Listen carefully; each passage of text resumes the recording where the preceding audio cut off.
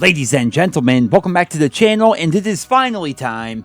Today's video is going to be my full first impressions of Call of Duty Black Ops Cold War. We're going to be going over all the good, the bad. We're going to be discussing things that we know for a fact are going to be coming to the game, and things that are rumored to be coming to the game, and a whole lot more. So sit back, relax, and enjoy, because there is a ton to discuss in today's video. So first things first, let's get right out of the way here at the very beginning. Does Call of Duty Black Ops Cold War suck? Did Treyarch completely fail us? Does this game look absolutely awful? No, I don't think the game sucks based on what we've seen so far. I actually think Black Ops Cold War looks good. It looks damn good, in fact, but of course, we're going to need to reserve our full judgment for when we can actually get our hands on the game itself, as compared to just watching other people play the game and watching reveal trailers. In fact, when the reveal first happened last week, I think we were all surprised just how much of the game we were able to see. Not only did the developers discuss various aspects of the game for over an hour, but then we got to watch 3 straight hours of YouTubers, live streamers, and even Call of Duty professional players playing against each other on, I believe, 5 different maps across a variety of different game modes. That was really awesome, and from that footage, we were able to get a really good feel for what the game is going to be like. And of course, all the people who were playing the game early have also been posting tons of videos over on their channels, so there's certainly no shortage of gameplay footage for players to sift through if they're looking to get a really close look at the game itself. From all the gameplay that we've seen, Black Ops Cold War multiplayer looks kind of like a crossbreed between Black Ops 2 and Black Ops 4, with some elements of Modern Warfare 2019 being thrown in for good measure. Let's start at the very beginning of the Call of Duty multiplayer experience, which in my opinion is the time to kill. Fans may not pay so much attention to this, but if you really think about it, the core fundamental part of the Call of Duty multiplayer is you shooting at somebody or them shooting back at you, and how long it's going to take for either of you to get a kill. Time to kill is a pretty important stat, and it looks like we're going to be having a pretty good system this year. Games like Black Ops 4 have a very slow time to kill, which rewards gun skill and movement, whereas games like Modern Warfare 2019 have a very fast time to kill, so much so that it really rewards positioning as compared to movement and gun skill. And there's times even in Modern Warfare 2019 where if you're not using the right attachments, you can die in the time it takes you to aim down sights. Like if your scope doesn't go in super fast, you can die faster than you can ADS in that game at times, which is pretty insane. Both systems are enjoyed by players for different reasons, but according to Exclusive Ace, who did play the game early and did a bunch of testing, the time to kill in Black Ops Cold War is going to be slightly faster than Black Ops 4, but a lot slower than Modern Warfare 2019. I'm personally a huge fan of this. The time to kill in Black Ops 4 was great for me. I really enjoyed how players had to absolutely win their gunfights if they wanted to get kills, and it looks like that same system is basically returning for Cold War, though the time to kill is going to be slightly faster than what we saw in Black Ops 4.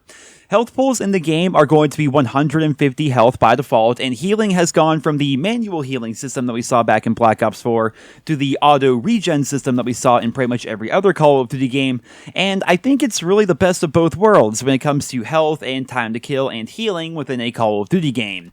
When watching gameplay from the reveal event, I felt like everything seemed to be where it needed to be. Gunfights were gunfights, but they weren't too drawn out or too slow. They seemed to be right there in that sweet spot. One thing I would like to mention is that in the build that the players were playing, the AK-74U submachine gun was very overpowered. It was the best submachine gun, and in a lot of cases it was better than rifles at ranges, and so it gave off the illusion that the time to kill was actually faster than it's going to be in the game. It did bother me how much people were using that one particular gun. Like, they had a very set amount of time to show off the game to all the people that they were making videos for or live streaming to, and most of them were just running around with the broken gun that was available in that build. It was pretty dumb if you ask me.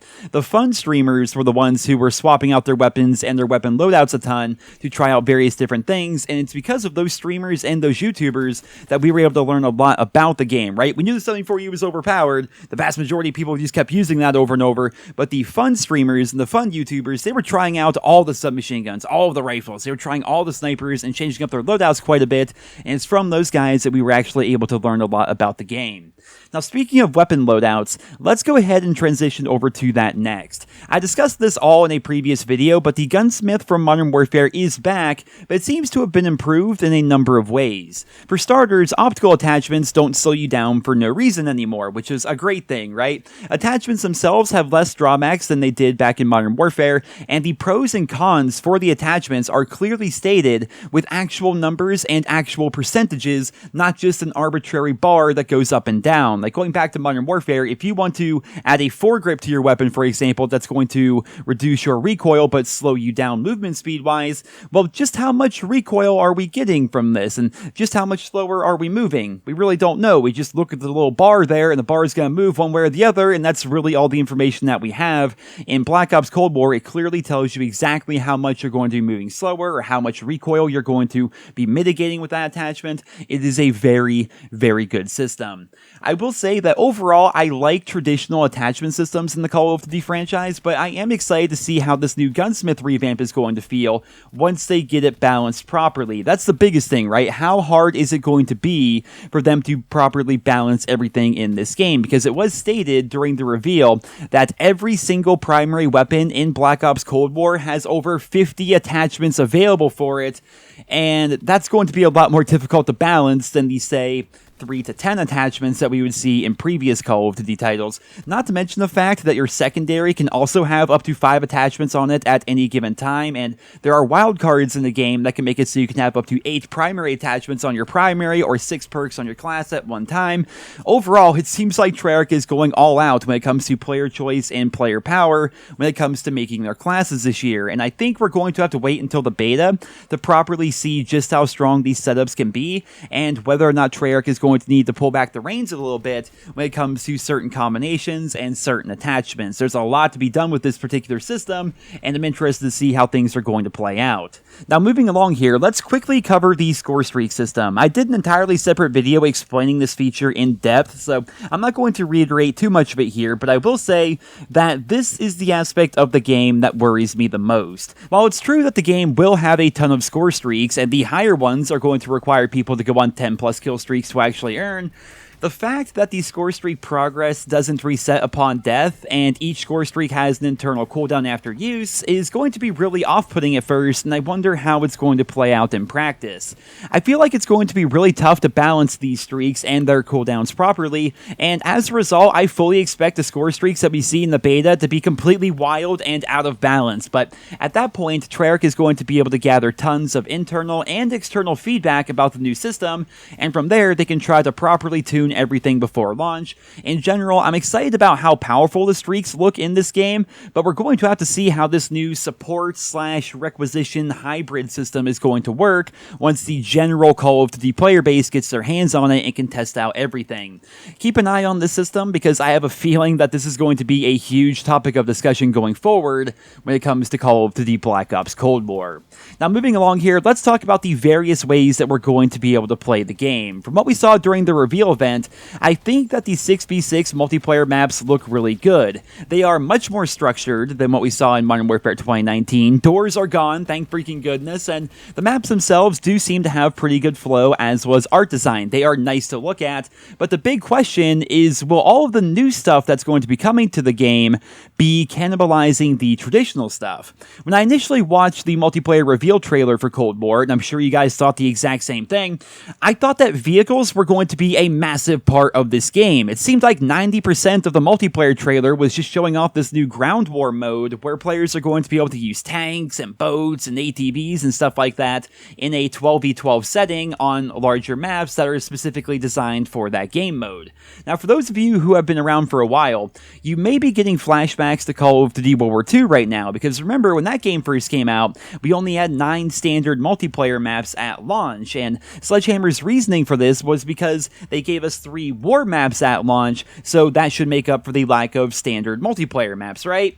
Well, Wrong. It didn't work out that way whatsoever. People don't like being forced to play other game modes and do different things in the game as compared to playing the things that they just traditionally want to play, right? 6v6 standard multiplayer is the core backbone of the Call of Duty franchise, and while yes, war was interesting in Call of Duty World War II, basically saying, guys, go play this mode if you want new content, if not, suffer with barely any content in your standard modes, that wasn't a good system really whatsoever. I am worried that in Black Ops Cold War, with this new ground war game mode, as well as the new fire team mode, which appears to be Treyarch's spin on Spec Ops, I'm worried that perhaps the traditional 6v6 experience is going to suffer as a result. I can see a situation where we have 8 or 9 standard multiplayer maps at launch, along with a number of these ground war maps and fire team maps, and then from there we're going to have to wait for every new season to release to get 1 or 2 new 6v6 maps, and I don't think that's a system that fans want to see whatsoever. I think fans want the traditional core multiplayer experience to be the backbone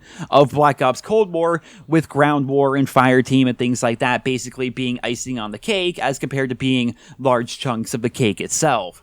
Now, speaking of seasons and systems that fans don't want to see, it's also been rumored that the seasonal officer rank system is going to be returning from Modern Warfare in place of a proper prestige system.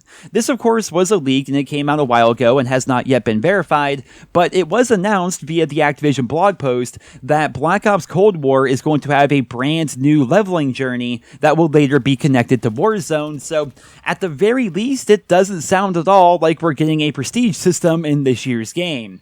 I personally think that would be a massive mistake, and I hope that after all the feedback that Treyarch has been getting ever since this was announced, that they decide to revert this change and go back to a traditional prestige system, but I suppose we're going to have to wait and see how things are going to play out. They did say that we would learn more about the Cold War progression system in a couple of weeks, so fingers crossed that they make the right decision when it comes to that.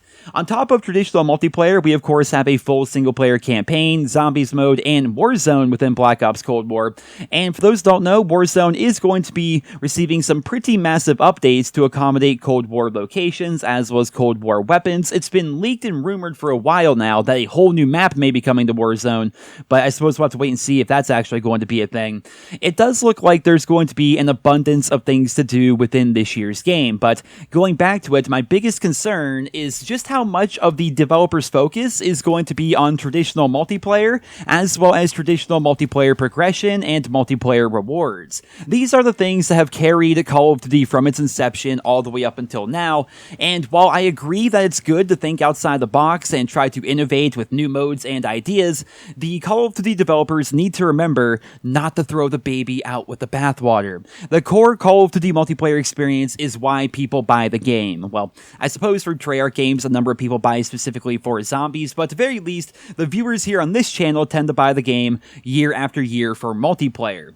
Based on what we've seen so far, from a core multiplayer gameplay perspective, I think Black Ops Cold War looks really good. I can't wait to get my hands on it during the beta. I'll be playing all 10 days of the beta and making tons of videos and streaming a bunch over on Twitch, but going back to it, I'm interested to see how this revamped Gunsmith system is going to work, along with the new Scorestreak looping system, and then of course, I really want to know how player progression and player rewards are going to be handled. We got a ton of answers during the reveal event, but we're still left with a number of very important questions, and as always, I will do my best to keep you guys posted with all the news and all the details as soon as they become available. I would love to know down in the comments, what do you guys think of Black Ops Cold War so far? It's been a couple of days now, right? We've seen the streams, we've seen the videos, we've seen the breakdowns.